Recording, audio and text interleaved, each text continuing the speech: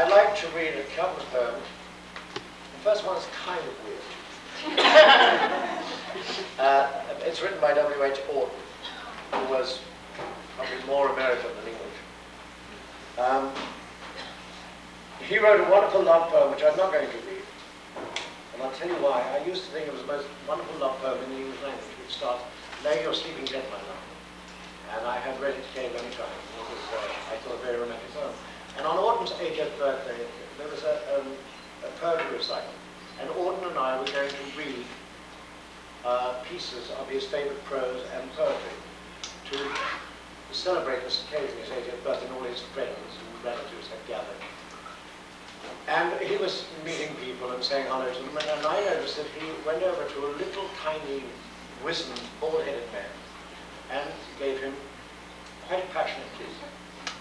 And I said to him afterwards, "You seem to know him awfully well." And he said, "Yes." He said, "As a matter of fact," he said, "he was the first boy I ever seduced." He said, "I wrote a poem about him, 'Lay your sleeping head, my love.'"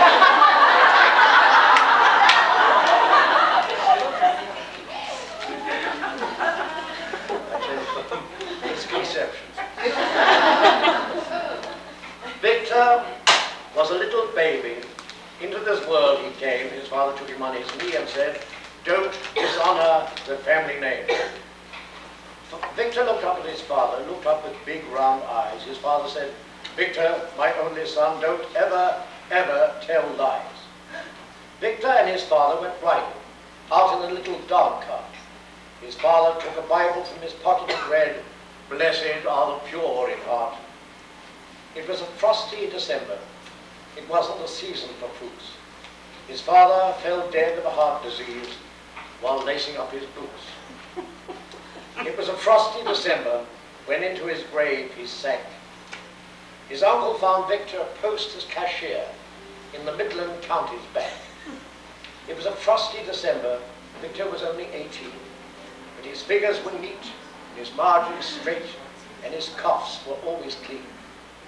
He took a room at the Peveril, a respectable boarding house, and time watched Victor day after day as cat will watch a mouse. The clerk slapped Victor on the shoulder.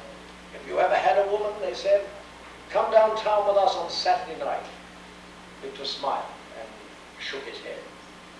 The manager sat in his office, smoked a Corona cigar, said, "Victor's a decent fellow, but he's too mousy to go far."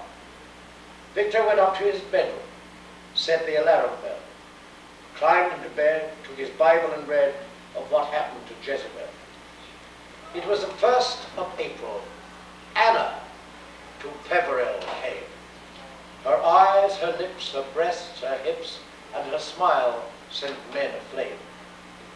She looked as pure as a schoolgirl on her first communion day, but her kisses were like the best champagne when she gave herself away. It was the 2nd of April. She was wearing a coat of fur. Victor met her upon the stairs, and he fell in love with her.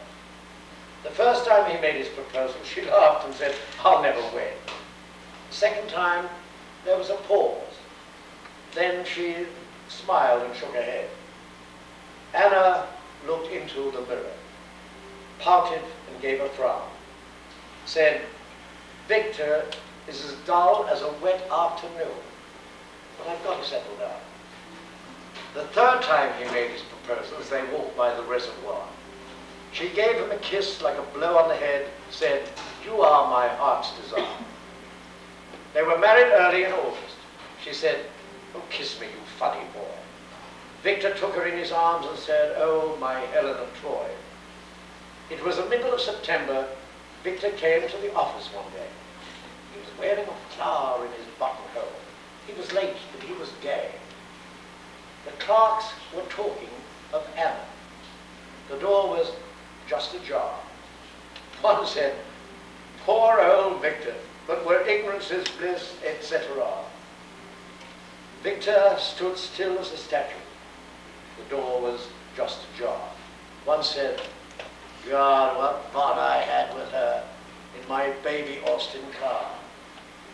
Victor walked out into to the high street. He walked to the edge of the town. He came to the allotments and the rubbish heap, and his tears came tumbling down. Victor looked up at the sunset as he stood there all alone, cried, "Are you in heaven, Father?" And the sky said, "Address not known." Victor looked up at the mountains all covered with snow, cried, "Are you pleased with me, Father?" And the answer came back, "No." Victor came to the forest, cried, "Father, will she ever be true?" And the oaks and the beeches shook their head, and they answered, "No, not you." Victor came to the meadow, where the wind went sweeping by, cried, "Oh, Father, I love her so." But the wind said, "She must die." Victor came to the river, running so deep and still, cried, "Oh, Father, what shall I do?" And the river answered, "Kill." Anna was sitting at table, drawing cards from the pack. Anna was sitting at table, waiting for her husband to come back. It wasn't the Jack of Diamonds, nor the Joker she drew at first. It wasn't the King or the Queen of Hearts, but the Ace of Spades, reversed. Victor stood in the doorway. He didn't utter a word. She said, "What's the matter, darling?" He behaved as if he hadn't heard. There was a voice in his left ear. There was a voice in his right. There was a voice at the base of his skull saying, "She must die tonight." Victor picked up a carving knife. His features were set and drawn. Said, "Anna, it would have been better for you if you had never been born." Anna jumped up from the table. Anna started to scream, but Victor came slowly after her like a horror in a dream. She dodged behind the sofa. She tore down a curtain rod, but Victor came slowly after, saying, "Prepare to meet thy God." She managed to wrench the door open. She ran and she didn't stop, but Victor followed her up the stairs and he caught her at the top. He stood there over the body. He stood there holding the knife. The blood ran down the stairs and sang, "I am the resurrection and the life." They tapped Victor on the shoulder. They took him away in a van. He sat as quiet as a lump of moss, saying, "I am the Son of Man." Weird, isn't it? I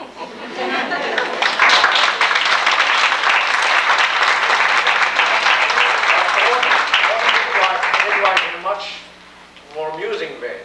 And this is a poem which has always appealed to me, because, and I'm sure you understand the situation. If you do these tours around America, and I've often done, I did a thing called the Hollow Crown, and we did a one-night tour around America. As indeed Auden did. He used to tour America, different town every night, going to halls and meeting people and local dignitaries, and reading his poetry or just lecturing them about poetry, because he was a very well-known poet both in America and in England. And so he wrote this little poem about his travels, which he called On the Circuit. Among Pelagian travellers lost on their lewd, conceited way to Massachusetts, Michigan, Miami, or L.A. An airborne instrument I sit, predestined nightly to fulfill Columbia Jason management's unfathomable will. By whose election justified, I bring my gospel of the news to fundamentalists, to nuns, to Gentiles, and to Jews. And daily, 7 days a week, before a local sense has gelled, from talking site to talking site, and jet or prop prepared. Though warm my welcome everywhere, I shift so frequently, so fast, I cannot now say where I was the evening before last.